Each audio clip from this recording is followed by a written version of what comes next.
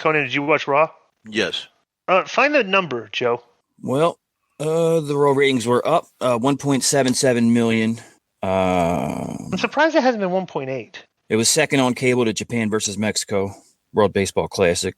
Oh, that's the World Baseball Classic. 1.89. Oh, yeah. That's right. The World Baseball Classic was doing great numbers, like worldwide. There were a lot of good games. A lot of exciting games, right? You know, It's like Ohtani versus Trout was like that was awesome, that was right? Great. Well, it says here, and it says, well, Raw has had an upswing in younger viewers, particularly 18 to 34, while losing viewers over 50. So that tells you who's watching baseball, really. Oh, absolutely. Yeah, you're losing the baseball fans, and then the young fans are getting involved in the WrestleMania stories. So, so Kevin Owens, Owens and Sammy come out, and basically they say, they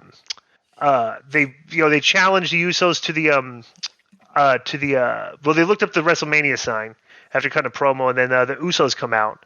And Jay mocked Owens and Zayn by saying they're the type of family that cuts each other's throats. And Zayn said that was funny coming from Jay, whose biggest dream is to backstab Roman. Jimmy told Zayn he was the one living in a dream world, and Jimmy said Sammy was dreaming and looked at the WrestleMania sign, but nothing was going to happen. Owens said they and the fans knew exactly what they were thinking when they looked at the sign, and Owens said there was only one place to settle it.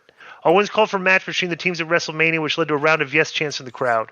Jimmy said he and Jay are the greatest tag team in the world, and said Owens and Zayn have only been on the same page for a few minutes and not deserving of a match. And Jay said it might be their one shot to put the Owens problem in the dirt, but accepted. And Jimmy smiled. And Jay said they didn't have to wait till WrestleMania, and they hit the ring, and they had a little pull apart. The Usos grabbed the chairs, and a group of referees ran out to stop them from running the ring. And then they go to the back of Roman, Paul, and Solo arriving, and they watch the Usos on the big screen. What'd you think of this? Well, yeah, this was like a feel-good moment after the SmackDown when they reunited and they were joking how the crowd likes both of them and people, really liked them. The Usos came out, they made the challenge, and this was good, storyline progression. Joe, go to the Wrestling Observer Awards, okay? See if you can find them. See if Jey Uso got top 10 in interviews. He's been fire on the mic for like a whole year. Have you noticed that, Konnan? Let's see. Yes. Yeah. So next, you got Austin Theory versus Montez Ford. We knew what was going to happen here. Theory beat Ford. And after the match, Theory said over the mic that Ford didn't believe in him, and now he does. And John Cena, you don't believe me, but at WrestleMania will. And they showed backstage Solo getting there with Roman and Paul. You said that? Yeah, I saw that. They showed up and then they looked at they saw the action going on the big screen, which is a good little tease. Like that they noticed what's going on and stuff. They're shooting. Like I said, the writing on these shows have been very good and detailed. So now the Observer Awards for who are the top 10 in promos? Best on interviews. Number 1, MJF. Number 2, John Moxley. Number 3, CM Punk. Number 4, Sami Zayn. 5 is Eddie Kingston. 6 is Paul Heyman. 7, Kevin Owens. 8, Jay White. 9, Roman Reigns. And 10, Will Ospreay. Wait, 8 Jay White and 10 Will Ospreay? Yeah, 9 Roman Reigns. Oh my God, Jay White. Okay, I don't know. So then they go to the dressing room scenes, and Roman is in his dressing room while Paul Heyman and Solo stood behind him. The Usos come in, and Reigns said it wasn't the best start of the night. Said it looked like they took a beating. Jimmy said, yeah, they took a few shots. And Jimmy said nothing can hurt him or hit him harder than being torn away from his brother and having to answer for it like it was his fault. Jimmy told Reigns that he would never forgive Zayn for that, and Jimmy said he and Jay got him at WrestleMania. And Reigns said everyone leave the room but Jay, and he said closer to him, and they went to a break. So that was a great tease right there because they're going to commercial. Like, okay, Jay and Roman are alone now. Now we know they've had something. Both of them have something to say to each other, right? So did you like the way they did that, Konnan? 100%. Yeah. So then I like seeing Roman on Raw because he's not on all the time, and it reminds me of back in the day when they would take Austin off for a couple weeks or something, and then it'd be like, no, this week Austin's gonna. It made it a bigger deal, like with Roman now. Right. By the way, Konnan, have you been icing your back and taking ibuprofen? Yep, but I've been traveling too much, and so it's a pain in the ass, right? Yeah.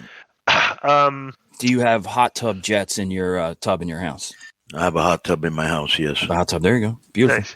Nice. Reigns, so Reigns and Jay were still seated next to one another when they come out of the break, and Reigns said he hadn't seen or heard from him, and he had to beg his brother for answers.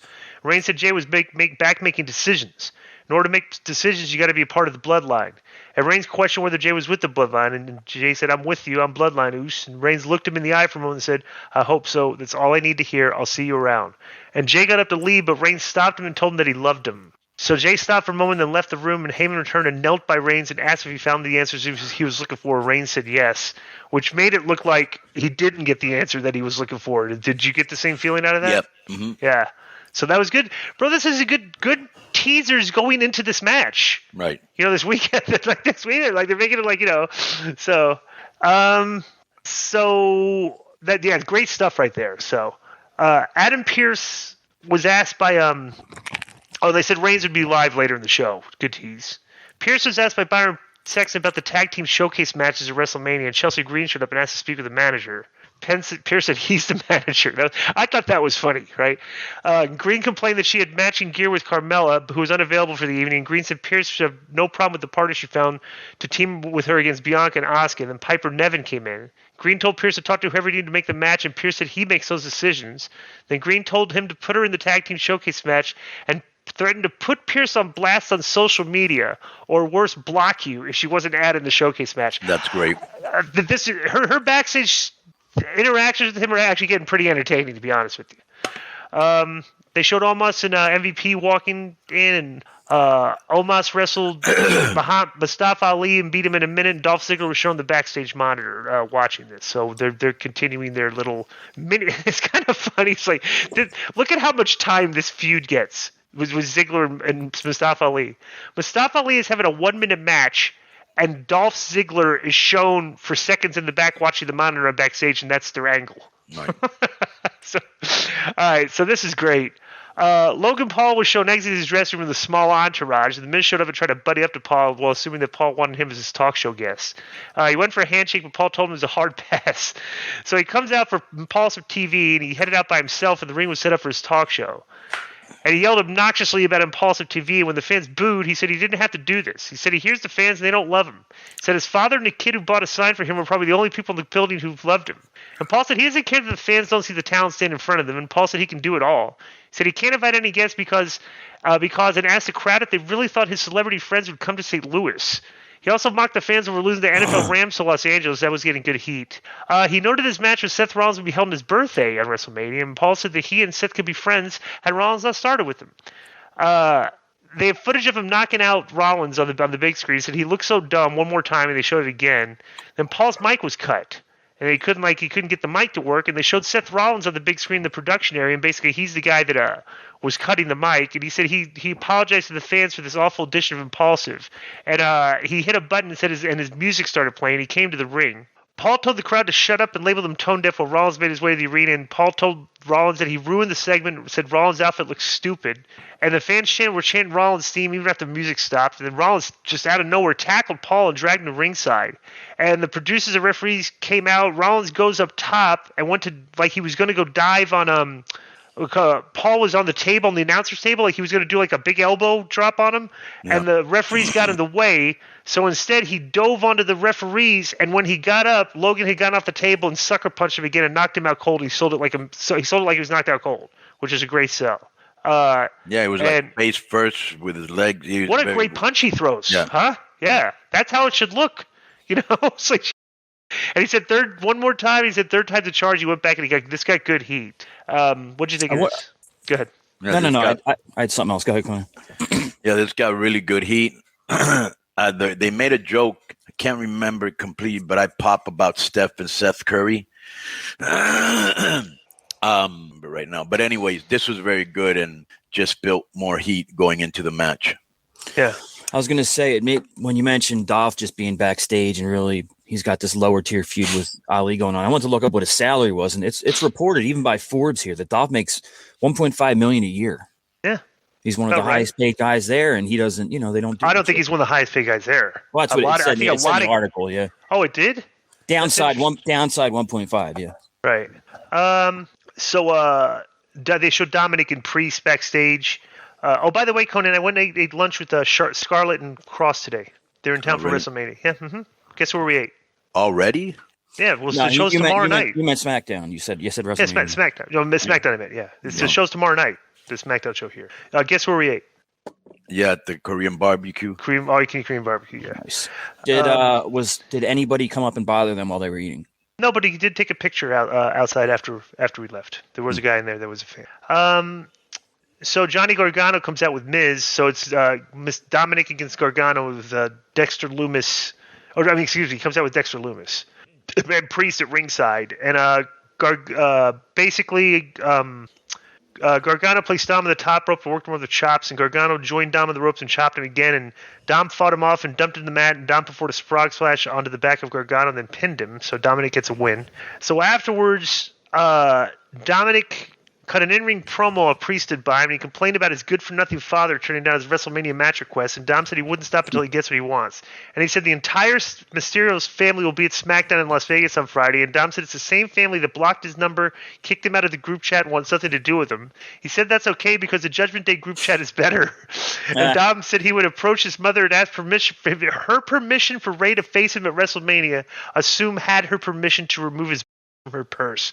Great stuff here by Dominic. What'd you think of all this? Very good. And it's a great build-up for the Friday segment, too. Yeah. The Usos and Solo were talking in a backstage hallway, and Paul Heyman came from Roman's dressing room after they were waiting for the tribal chief. Heyman said Reigns wanted them to go to the jet for a feast, and they were talking about mahi-mahi. They were popping over the mahi-mahi. Heyman said Reigns wanted them to take the rest of the night off and indulge. Solo, not you. He wants to talk to you. So then there's just more progression here where the Usos are going to be gone, and it's going to be Roman, Solo, and Paul left. So that's people probably taking note of that. Then Edge was shown surrounded by a few candles in a dark room, spoke about how he put someone through a wall if he's pushed, and said he won't apologize for what he'll do inside the Hell in a Cell, and said Balor has no idea what's in store for him. Edge said he was baptized inside a cell by the Undertaker himself, and Edge recalled Balor saying that he couldn't handle his demon, and Edge laughed and said he will fear no evil because he is evil, and he told Balor to leave Finn at home and bring the demon. I'd like to meet him. This was actually a decent promo, but it's like, there's not a lot of depth to this angle. It says right, but Coney, remember when they said that when Edge came back, one of the guys he wanted to work with was Finn, and they kind of just jumped this angle by saying I'm challenge you at WrestleMania, So I don't know. What'd you think of this? Good. I think they'll have a great match too. Right. Well, all the WrestleMania matches will be really good. Yeah. I imagine. So Rhea comes out. She says she doesn't live in the past, and Flair doesn't want to think about the future. She said Flair considers himself a leader of the women's division, but leaders respect others. She said she knew after the match that Flair didn't respect her. Ripley said she brings out all of Flair's deepest insecurities, tries to mask his confidence. She says she gets up and keeps going every time they go to war. Ripley said Flair tries to keep people down, but not her. Ripley has to admit that it's over and she has to go home, where she means nothing because without WWE, she's nothing. Ripley said she doesn't care about Flair's insecurities or whether she respects her. Ripley said she will become a champion at WrestleMania and will be the biggest star in WWE, and said that when Flair sees her holding her crown above her head, Flair will know that all of her insecurities are true. I don't need you to respect me, but you fear me. So then Damage Control comes out, and Bayley said she was waiting for Ripley to say her name when she was talking about leaders. And Bayley said that if Ripley was looking for tips on how to beat Flair, she could have asked her since she beat Flair at her very first WrestleMania. And Ripley said she didn't need any help from the trio. Then Bayley said Raw is their show and it's time for Damage Control to show what she means. Then Ripley laughed and said if one of them want to try and get her out of my ring, then go ahead. And Bayley said she was the only member of the trio wearing ring gear, so it would be her. And guess what we have? A match. Right. It's just this is a very weak way. These shows have been good, but I can't stand it when they have these very weak ways they get into matches. Like they all come out and it's like, hey, let's have a match, Right. Not only that, bro. Bayley doesn't need those two Damage Control girls. They do nothing for her. They don't enhance her. They don't nothing. They right. I know they do it so Bayley to give them the rub, but she hasn't. They should break them up. Yeah, do you like my idea of Damage Control, where it said it would be Raquel Rodriguez and Lacey Evans flanking Bayley? Yes. Yeah. Okay. Oh, by the way, I have when we do the AEW review, I've got a great idea that I think you'd love.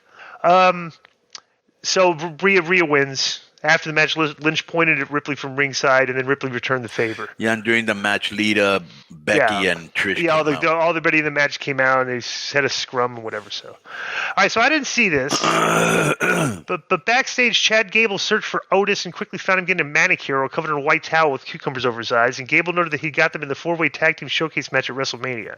Gable said he also got a match with Ricochet and said he needed Otis since Ricochet would have Braun Strowman. Then Maxine Dupree showed up and said complimented Otis's nails, and he said he scheduled Otis with the premier photographer. Gable asked about the Maximum Male Models having a match with Luke Gallows and Carl Anderson, and Dupree said it was postponed due to Massey overexposing his cheekbones. Otis had to choose between the two and opted for Gable. What did you think of that? I thought it was funny. And It said I Reed's forgot funny. Carl Anderson and the other guy were even on the show. Right. So Los Ricochet, Gallos. so next we do Ricochet with Braun against Chad with Otis, and Maxine Dupree near the end walked to ringside and got Otis to leave with her, which distracted Gable, which caused a distraction finish. The shooting star press, Ricochet goes over, but they're progressing the Maximum Male Model storyline, which I think is it sounds entertaining, but it's not making it to Hulu yet. So I mean, it's kind of I don't know. Bro, this was a good match. It wasn't, Bro, when does Gable ever have a bad match? Yeah. And I mean, the guy doesn't. Yeah, zero bad matches. Right. And then that shooting star press Ricochet did look beautiful. Right. Konnan, has Ricochet and Vikingo ever had a match? No. Okay, so this is interesting. So Bianca and Asuka beat Chelsea Green and Piper Niven. After the match, okay, here we go. This didn't make it to my Hulu either. But late in the match, Asuka threw Niven into the corner where Belair was standing. Asuka went for a hip attack on Niven, but she moved, causing Asuka to hit a frustrated Belair. And then Niven charged toward Asuka, but Belair shoved her partner out of the way, and Belair powered up Niven and performed the KOD. That had to be very impressive looking, her picking that girl up. So she's strong, huh? So after the match, Asuka hit Belair from behind, and when Belair stood up, Asuka put her down with a spin kick. And then Belair set up and ate a flying knee from Asuka, who then danced to her entrance scene. So this kind of heelish there, huh? Yeah. Was that what was this designed to? Because I didn't get to see this. I'm reading this. Yeah, but out of nowhere, for 3 weeks she'd just come into the ring with blue liquid coming out of her mouth. Then she decided to attack her 1 week before WrestleMania. Why didn't she attack her before? Right. I think they know that it's a cold match and they need to do something. Yeah. Which this was kind of sounds lame, So Roman comes out with Heyman and Solo, and then Cody comes out. Rhodes headed out dressed in his suit and his pyro, and Cody slapped hands with the fans. And Cody said he would normally ask the crowd what they want to talk about, but he knows what Reigns wants to talk about because he's already heard him talk about staying out of bloodline business. Cody asked Reigns to define what he meant by him being a problem, and Heyman stepped forward, but Cody shot him down by saying he wasn't talking to him. Then Reigns smirked and scratched his face. "Let's get this straight. You're not the problem," Reigns said. "What you represent now, that's the problem." Reigns said Cody is what we used to be. He said Cody was like their fathers, professional wrestlers. Reigns said he's a fighter and that's made him a megastar. Roman said Cody claims he's going to do all these things, but his track record shows he won't do it. Reigns said Cody didn't want to do Stardust, so he ran away, and Roman said Cody started his own promotion and couldn't get over, and then he ran away. Then Roman said Cody came to WWE and got over, and then his pec popped. And then Reigns said Cody's real moment will be on April 3rd when he has to wake up and look in the mirror. "I want you to make a choice that your dad can be proud of," Reigns said. "Otherwise, you're just going to do what you always do and run like a little." Cody said that's what Reigns said was true in that business that broke his. Cody said that what Reigns said was true in that the business broke his heart and he ran away. He said that in doing so, he made it so that 100% of every locker room could make more money, so he wasn't worried about it. Cody recalled Reigns calling him a pro wrestler. Cody said he tried. He said he wanted to be a superstar since he was 20 years old. He said maybe the truth is just a runaway violent, like the taste of blood in my mouth professional wrestler. Cody said no one needs to bring his father up again or he'll vomit. He said his father isn't coming to the ring to hit bionic elbows. He said the person Reigns would see is him. Cuban said, this is a good line. He said, Cody said his mean-ass Cuban mother would tell him to knock that boy out, and while he's lying there, hit him again for good measure. That was a great line. Did you like that line? Because he talked about Cubans. Yeah, no. No, okay. Cody brought up April 3rd and what it will mean to Reigns. Cody said Reigns has to wake up. Remember, what it's like to lose, and he said he has to wake up without the titles. That means the most in the world. And Cody said once that happens, Jay would leave Reigns, which means Jimmy would leave him too. Then Cody said Solo was glaring. This is great because Solo has been glaring at Cody every single week. So then Cody just kind of like brought it out of nowhere and said, hey, he says Solo was glaring at him all night. And he said if Solo thinks he's ready, but he's not ready. Then Cody said Solo would leave Reigns too, and Cody said Heyman would become an advocate again, and Reigns would be left without a family, making him a chief without a tribe. That was a good line. Reigns looked at the crowd and then dropped the mic and just left the ring with Heyman like he was shook. Then Sikoa stood behind and went face-to-face with Rhodes, who jawed at him. Then Reigns turned around and said, what is he doing? Because he basically wanted Solo to come with him. Sikoa went to leave the ring, but he stopped when Cody said he knew he wasn't ready. Then Solo went for the Samoan spike, but Cody blocked it with the kick. And then Sikoa fired up, but Reigns climbed on the apron to hold him back and talked him down. And they exited the ring while the fans chanted, they chanted, "You're not ready," chants to end the show. So the gimmick I'm getting here is that, like, the bloodline has, like I don't think Roman knows if he has control over anybody right now. You know what I'm saying? Is the story that they're telling, which is actually it's good storytelling here. What'd you think of this? Yeah, I agree. I agree with everything you just said. What's your prediction on the finish? Yeah, I was going to ask. No, I think Cody goes over. Right. How? And I haven't put it that much thought into it. All right. So we'll put next week. We got to do some predictions for this. So put the booking hat on, and we'll come up with the finish. But that's been our Raw review. Enjoy the rest of the show. Boom. Well, here's the thing too, and you guys know this very well, is that if a guy that's been getting built up in a certain way loses the title match, I could hurt him forever. You know, like Luger and WWE, they build him up, and he couldn't beat Yokozuna. He was never the same there. I don't think if Cody loses this match, I think it could really damage him. I think he needs to win. Right. Konnan, did you watch AEW? I was there. So I'm still asking, did you watch it? I was there. You didn't answer the question, though. Yes. Were you? Wait. Were you watching? Were you in the locker room watching Raw on the TV and the monitor in the back, like we used to do when Nitro was going on? Well, you know what the funniest thing about it is that when we were in WCW, right, and Raw was hot with like Austin and The Rock and stuff, everything and all that, we hardly ever missed any of that. There was always a TV in the arena, and we would always just find it. Like we'd always go watch, like when we weren't like getting ready for our match and stuff. Remember that? Yeah, and the boys would get mad. Yeah. It's like a guy working for Coke drinking Pepsi on the job. You know, what are you guys doing? I mean, like, you know, they weren't using a lot of us, like in major angles. We were watching a show that was very entertaining, more entertaining than ours. Agreed. Right. Yeah. Sometimes. So Darby. At that time it was. Yeah. Right. Yeah. I'm probably sure I know exactly what time you mean too.